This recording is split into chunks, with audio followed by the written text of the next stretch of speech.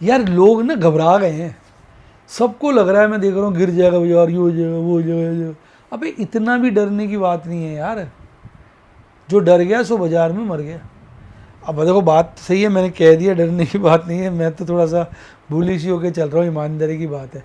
मतलब I prepare for the worst, think for the best. मैं सोचता बेस्ट हूँ पर तैयारी वर्स्ट की करके चलता हूँ। हालांकि जब आप ज़्यादा बेस्ट की सोचते हैं ना तो थोड़ी सी ओवर ट्रेडिंग हो जाती है, तो मैं भी महसूस कर रहा हूँ कि मैं भी थोड़ी सी ओवर ट्रेडिंग के जाल में हूँ। इसलिए मैं आप देखेंगे लगातार कैश जनरेट करने की कोशिश करता रहता हूँ, मार्जिन बढ़ाने की कोशिश करता रहता हूँ, पर फिर भी मैं बॉर्डर लाइन पे हूँ। तो मुझे भी डर तो लग रहा है, पर ऐसा नहीं डर लग रहा, पता नहीं जो दिल के अंदर एक कन्विक्शन होता है ना, वो बार बार कह रहा है कि बाजार जो है 25,500 काटेगा मोस्ट प्रोबेबली इसी महीने, नहीं तो सितंबर में तो काटेगा ही। अब आप मेरी इस बात से कितना सहमत है, फटाफट कमेंट में लिख दो डार्लिंग, क्योंकि आप जानते हैं मैं सारे कमेंट पढ़ता हूँ।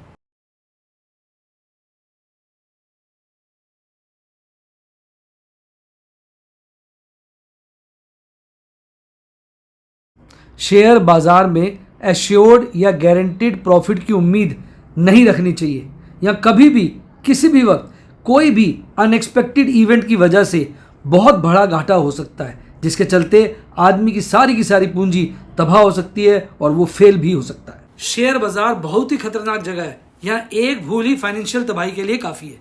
मैं केवल एजुकेशनल वीडियोस ही बनाता हूँ, मैं कोई बाय सेल रिकमेंडेशन नहीं देता हूँ। चर्चा किए गए स्टॉक उदाहरण के लिए हैं और खरीदने या बेचने की कोई रिकमेंडेशन नहीं है।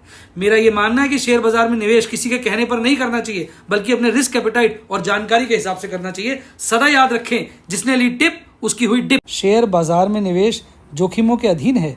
निवेश करने से पहले सभी संबंधित दस्तावेजों को ध्यान से पढ़ें। हाय गाइस, आपका स्वागत है आपके अपने show MKJ talks for investment इन हिंदी में। कैसे हैं आप भाई? बहुत सारे मेरे से लोग पूछते हैं कि सर क्या बाज़ार में क्रैश आएगा। देखो क्रैश बाज़ार में जब आता है ना, जब हम क्रैश की बात करते हैं तो इसका मतलब 25 से लेकर 30, 35, 40, 50% तक का फॉल, 25 से बियॉन्ड का फॉल कहिए, वो किसी ऐसे इवेंट की वजह से आता है कि जिसका हमें अचानक पता चलता है। तो ये कहना क्रैश आएगा कि नहीं आएगा ये बड़ा मुश्किल है, वो इवेंट ही नहीं पता। अब आप कहोगे सर वो हमास की और उसकी लड़ाई हो रही है, तो वो इवेंट तो अब पता चल गया सबको, नॉन इवेंट है, वो तो मार्केट ने अपने प्राइस में बिल्ड कर लिया है। अब आप कहोगे जो थोड़ा आंकड़े अच्छे नहीं आए यूएस के, वो इवेंट नॉन है, नॉन इवेंट की वजह से क्रैश नहीं आता। देखो एक हल्की सी आपको झलक देखने को मिली थी जब आपने देखा था इलेक्शन के दिन बीजेपी की सरकार बनती नज़र नहीं आती, एकदम फॉल किया था, लेकिन जैसी बन गई तो वो फ़र्क दूर हो गया। मान लो इलेक्शन का जब रिजल्ट आया था, बीजेपी गवर्नमेंट को 100 सीटें मिलती, उस दिन आ जाता एक बड़ा क्रैश। हल्की झलक तो आई थी क्योंकि सीटें सुबह खराब हो गई उनकी, लगा शायद मिले ना, पर जब लगा 290 के आसपास चल ही रहे हैं, ये कर जुगाड़ बना लेंगे, तो बाजार ने 2 दिन में रिकवरी दिखा दी और उस दिन एक अच्छा खासा बाजार लोअर सर्किट लगने वाला था। तो इस तरह की जो बातें होती हैं ना, ये किसी ऐसे इवेंट की वजह से होती है, जैसे कोविड आया, लेमन ब्रदर्स का आया, अब जैसे वॉर का, ये तो अब हमास की और इसराइल की जो वॉर है, ईरान की वॉर है, ये तो सास बहू के झगड़े की तरह हो गई है, नोक झोंक लगी रहती है उनकी, कुछ वो कर देंगे कुछ वो कर देंगे, ये लंबी चौड़ी कहानी नहीं है, ये सास बहू झगड़ा जैसा हो गया, लगातार चलता रहेगा। ऐसा ही एक रशिया और यूक्रेन का झगड़ा है सास बहू का। कोई फुल फ्लेज वॉर हो जाए, कोई पंगा हो जाए, कोई ऐसी बात हो जाए जिसकी कल्पना नहीं की थी, हमें आइडिया कुछ मसाले वो गिरेंगे कुछ मसाले वो गिरेंगे, एक आध वो करते रहेंगे, वो जब तक चलता है, कोई भयानक सी चीज़ नहीं हो जाएगी ना, तब तक क्रैश नहीं आएगा। तो क्रैश जो होता है वो अनसर्टेन इवेंट की वजह से होता है, वो कहकर नहीं आता है, वो अचानक आता है, जैसे कोविड का ना सबसे अच्छा एग्जाम्पल। तो कोई भी व्यक्ति अगर ये कहता है क्रैश आएगा, अब की बार आएगा, वो मेरे हिसाब से बस ऐसी आइडिया लगा रहा है, तुक्का मार रहा है।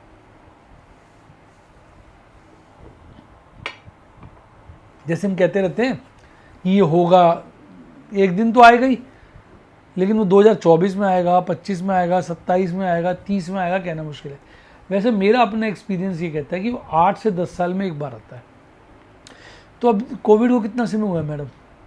2020 का था, 2024 में 4 साल हैं, तो क्रैश पॉइंट ऑफ व्यू से थोड़ा अर्ली है। अगला क्रैश अगर पास्ट हिस्ट्री को देखा जाए तो 2028 के लपेटे में आएगा, 28, 29, 30, 31, 32 कहीं। हाँ, ये अच्छी बात है कि बाजार में ना भी 3 तरह के फॉल होते हैं। एक होता है running fall, routine fall. Running fall तो हो गया 200, 300, 400, 500 पॉइंट का। एक होता है माइनर फॉल 10% तक का, जैसा इलेक्शन पे आया, थोड़ा सा बजट पे आया। एक होता है मेजर फॉल 20% तक का। एक होता है क्रैश, वो फिर 20 से ऊपर का होता है, 25, 30, 35, 40 कहीं भी चला जाए, डीप फॉल कहते हैं उसे। तो ये बड़ा मुश्किल है बताना कि डीप फॉल कब आएगा। हाँ, मैं ये कह सकता हूँ एक मेजर क्रैश 15 से 20% का ड्यू है, क्योंकि वो आया नहीं बहुत समय से, वो एक ड्यू है, वो कभी भी आ सकता है 2, 4, 6 महीने के अंदर, वो एक ड्यू है। तो बाकी आपको क्या लगता है, बाज़ार में आपकी क्या फीलिंग है, किस तरह की गिरावट आ सकती है, कौन सा इंडेक्स जल्दी आएगा? लिख दो कमेंट में डार्लिंग, मैं सारे कमेंट पढ़ता हूँ। चर्चा को आगे बढ़ाते हैं। भाई आज बाजार का, हमारे भारतीय बाजारों का मूड माहौल तो ख़राब था, वो मैं आपको दिखाता हूँ कैसे। ये देखिए आज की कैंडल, अब 4 दिन की कैंडल है, कंसोलिडेशन का शक्ल दिख रही है। अब अगर आप देखेंगे 4 दिन की जो कैंडलें हैं, ये अब कंसोलिडेशन वाली बात कर रही हैं। ये देखिए, ये बॉक्स में आ गई है। अब आप कहोगे कि हमारे यहाँ कंसोलिडेशन हो रही है, और आपको एक गुड न्यूज़ दे दूँ, आपको अच्छा लगेगा। अभी मैं थोड़ी देर पहले देखा था, पता नहीं चेंज ना हो गया हो, यूएस के बाज़ार में तो पार्टी चल रही थी, पार्टी थी ना, पार्टी है यूएस के। मैं बताता हूँ कैसे। देखो, डाउ जोन्स 1.5% ऊपर, S&P 500 2.25 से ज़्यादा ऊपर, नैस्डैक 2.25%, स्मॉल कैप 2000 2.25%, ऑस्ट्रेलिया जो काफ़ी दिन से गिर रहा था 1.25% से ऊपर, 1.5% के करीब, बोस्वा 0.25%, जर्मनी 0.5%, बाकी यूरोप के बाजार हल्के फुल्के गिरे हुए हैं। तो और हमारा गिफ्ट निफ्टी भी तेज है इस वक्त।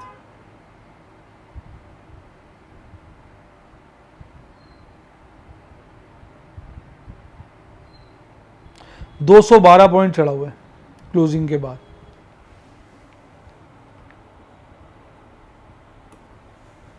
मस्ती है।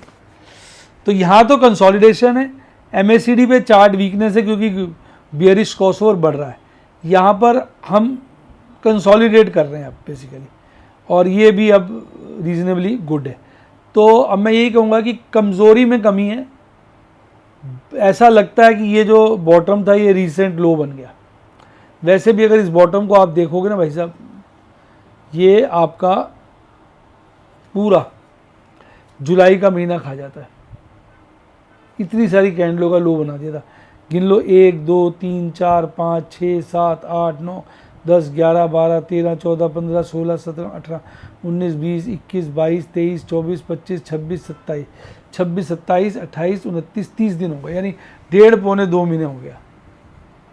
तो एक मुझे लगता है मीडियम टर्म का एक बॉटम बन गया मेरे हिसाब से। अब बाजार को कुछ नहीं तो 25,500 काटना चाहिए। अब ये कब काटेगा, अगस्त में या सितंबर में, वो देखने की बात है, पर मेरा ये विचार है। हालांकि मैं डिस्क्लेमर दे दूं, मैं गलत भी हो सकता हूँ। देखो, फियर आज भी बढ़ा है, कल फियर एलिवेट हुआ था, आज बढ़ा है। पर अब यूएस के बाजार ठीक है, तो कल उम्मीद करते हैं हमारे देश में अच्छा रहेगा। लेकिन आज एक क्या हुआ कि ये वाला इंडेक्स हल्का सा बढ़ा, अगस्त, कल को उड़ा दिया क्या आपने? 5 के बाद 8 दिया आपने, क्या चीज? यूएस डॉलर इंडेक्स वगैरह 6-7 का काट दिया। एक काट हटाया होगा, क्यों? गलती हो गई, जगह चाहिए थी। 6 भी नहीं है। आज क्या है, ट्यूसडे? आज थर्सडे। थर्सडे तो 6 भी नहीं है, 7 भी नहीं है, 5 ही है, फिर उसके बीच का भी कटा हुआ है।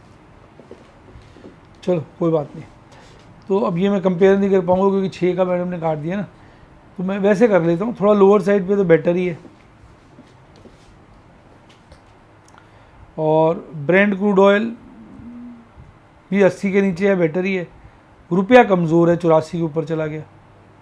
और यूएस 10 ईयर यील्ड भी 4 के नीचे है, तो बेटर ही है। आज जो निराशा हमें मिली, हाथ लगी है, वो क्या करूँगा? अगर आपको बताना 6 और 7 का है।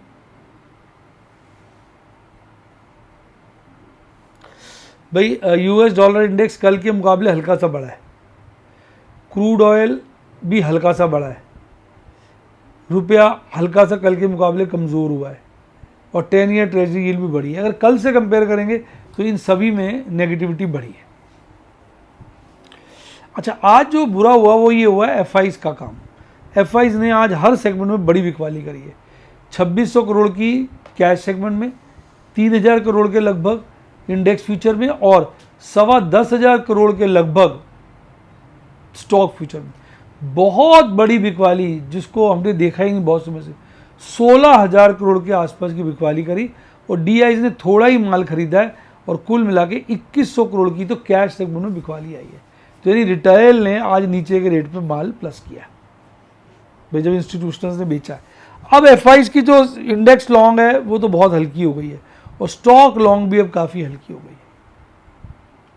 तो मुझे ऐसा लग रहा है अब एफआईज के लिए गाना बजता है, इंतहा हो गई बिकवाली की, अब आएगी एक खबर खरीदारी की। तो भैया अब खरीदारी की खबर आनी चाहिए, बहुत हो गई बिकवाली इनकी, ऐसा मेरा मानना है। थोड़ा सा यूएस बाजार इंप्रूव करेंगे तो मज़ा आ जाएगा। आज सारे इंडेक्स गिरे हुए थे, आप देखो, एकमात्र निफ्टी बैंक था जो झरा सा हरे में था, और इंडिया विक्स में हल्की सी बढ़ोतरी थी। तो ओवरऑल बाजार आज ना सभी गिरे हुए थे। मैं देखो पोर्टफोलियो गिरा था या बढ़ा था, आज मेरा गिरा ही होगा, जैसे इंडेक्स हालत बता रहा है। हाँ, 0.5% के करीब गिरा हुआ है। अब ना कल आना चाहिए मज़ा, तो यूएस के बाजार काफ़ी तेज़ है। अब आज 966 शेयर बढ़े हुए थे और 1382 शेयर गिरे हुए थे। भाग रहा था एमआरएफ, एल्केम लैब, ट्रेंट और भारत फोर्ज। ये इंडिया के टॉप मोस्ट शेयर्स थे 4, और तो इंडिया के बॉटम मोस्ट जो थे नैल्को, श्री सीमेंट, एलटीआई माइंट्री और पिरामल, ये अपनी बैंड बजवा रहे थे। एडवांस डिक्लाइन रेशियो भी आज अनफेवरेबल था, डिक्लाइन एडवांस के मुकाबले काफ़ी ज़्यादा थे। अब 12 शेयर निफ्टी 50 के बढ़े हुए थे, 38 गिरे हुए थे। अब बाजार कल बंद हुआ था 300 के नीचे, 24,300 के नीचे हल्का सा, और आज गैप डाउन ओपनिंग करी। फिर उसने जो बॉटम है वो आखिरी क्षणों में लगाया आज 24,079 का, हालांकि 2-3 बार उसको टच करने की कोशिश करी। Peak mid of the session में बनाया था 24,340 का, कल की क्लोजिंग से ऊपर का, तो अच्छा लग रहा था, पर टिक नहीं पाया। 0.25% गिरकर 180 पॉइंट के लपेटे में गिरा। आज बढ़िया परफॉर्मेंस थी HDFC life, Tata motors, SBI life, HDFC bank, Cipla, Bharti Airtel, ITC, ये टॉप परफॉर्मर्स थे। हालांकि बहुत ज़्यादा तेज़ी सिर्फ एचडीएफसी लाइफ में देखने को मिली, और बाकी तो हल्के फुल्के चढ़े हुए थे। गिरने वालों में लोग आगे थे, 4.25% के आसपास। तो एलटीआई माइंट्री गिर गया, Grasim 3.5%, Asian paint 3.1%, Infosys, power grid, Apollo hospital, UltraTech, ये सब गिरने में सबसे आगे थे। इसकी हमने चर्चा कर ली है। आज एक्सपायरी थी, अब नया हफ्ता शुरू हुआ है। 24,117 पे बाजार बंद हुआ है। 24,200 पे देखिए कॉल रेटिंग अच्छी खासी है, पुट रेटिंग भी अच्छी खासी है। बहुत बड़ी कॉल रेटिंग 25,000 पे है, और बहुत बड़ी पुट रेटिंग 23,000 पे है, और मैक्सिमम पेन 25,000 पे विद सेकंड हाईएस्ट पेन 24,200 पे है। तो बाज़ार में कहीं ना कहीं ऑप्शन चेन एनालिसिस भी अपवर्ड बायस है मेरे हिसाब से। अब अगर हम इसमें देखें मंथली पे, तो मंथली पे डेटा स्टैटिक है। 24,000 पे पुट का ओपन इंटरेस्ट हाईएस्ट बना हुआ है, 25,000 पे कॉल का इंटरेस्ट हाईएस्ट बना हुआ है, और मैक्सिमम पेन जो है 24,500 पे है। आज हर लेवल पे ओपन इंटरेस्ट वहीं हाई है जहां कल था, पर हल्का हल्का गिरा है। और उसके बाद पीसीआर बड़ा हल्का स्टार्ट हुआ है वीक का, 0.66, ओवरसोल्ड ही है। बाजार में तेजी आनी चाहिए क्योंकि मंथली वाला बड़ा स्ट्रॉन्ग है। तो मुझे लग रहा है बाजार जो है 25,500 की कहीं ना कहीं तैयारी कर रहा है। हालांकि मैं गलत भी हो सकता हूँ। आप में से कितने लोगों को लगता है बाजार अगस्त के महीने में 25,500 काट देगा? कमेंट में लिख डालिए। 4 शेयर बढ़े हुए थे निफ्टी बैंक के और 8 गिरे हुए थे। कल 50,119 पे बंद हुआ, हल्की गैप डाउन ओपनिंग 50,051 पर, बॉटम शुरुआती दौर में 49,829 का, फिर आज इसका ओवरऑल ट्रेंड पॉजिटिव था। हालांकि यहाँ थोड़ा सा पीक बनाने के बाद 50,440 का बाजार थोड़ा ढीला हुआ था, पर नीचे से अगर आप देखेंगे तो पोजीशन स्ट्रांग थी कैंडल पे। अब top performer HDFC bank, federal bank, IndusInd bank, axis bank. गिरने वालों में सबसे आगे बंधन, PNB, बैंक ऑफ बड़ौदा। अब इसकी कैंडल की लोकेशन अभी बड़ी ख़राब है। अब ये भी हालांकि अगर आप देखोगे 4 दिन से कंसोलिडेट ही कर रहा है। MACD चार्ट बेटर है, हरे हिस्टोग्राम 2 दिन से बन रहे हैं। RSI 40 के नीचे जब तक, तो मैं कमज़ोरी ही कहूँगा। यानी टेक्निकली बाजार अभी भी निफ्टी बैंक कमज़ोर है, उसको इम्प्रूव होना चाहिए। हम ये कह सकते हैं ओवर सोल्ड है। अगर ओवर सोल्ड नहीं तो हाईली सोल्ड कह लीजिए। अब 50,156 में बाजार बंद हुआ। 50,000 के लेवल पे कॉल रेटिंग बढ़ी है, पुट रेटिंग भी बढ़ी है और यही मैक्सिमम पेन है। सेकंड हाईएस्ट मैक्सिमम पेन 51,000 पे, तो बायर्स यहाँ भी अपवर्ड है। PCR अच्छा खासा है 0.81 और 0.9। अब मैं ये तो नहीं कहूँगा कि वीकली PCR बहुत ज़्यादा ओवरसोल्ड है, हल्का फुल्का ओवरसोल्ड है। तो ऐसा लग रहा है कि बाजार में इसको भी इम्प्रूवमेंट दिखानी चाहिए। आज खास प्रॉफिट नहीं बुक किया, 70-80 हज़ार के आसपास का किए, कोई लंबा चौड़ा नहीं था। आज बहुत ट्रेड भी नहीं किए, पोजीशन टाइट थी, मार्जिन फंसा हुआ था, पैसे थे नहीं, तो दिक्कत का विषय था, इसलिए शांति से बैठा।